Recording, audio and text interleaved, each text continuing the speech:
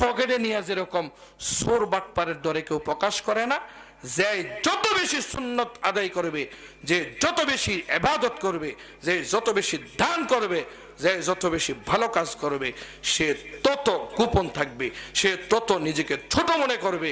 না না, আমি তেমন কিছু করি না, ভাই তুমি তো আমার তো অনেক বেশি দান করো, ভাই তুমি তো আমার থেকে অনেক বেশি নামাজ পড়ো, ভাই তুমি তো আমার থেকে অনেক ভালো।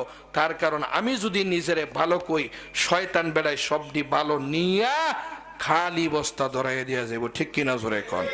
এই জন্য আমরা নবীকে নিজের জানের থেকে বেশি ভালোবাসবো ইনশাআল্লাহ। আল্লাহ আমাদের সবাইকে নবীর ভালোবাসা গ্রহণ করে নবীর আশিক হয়ে হাসরের ময়দানে নবীর সাথে জান্নাতে থাকার ব্যবস্থা করে দাও। জোরে কোন আমিন।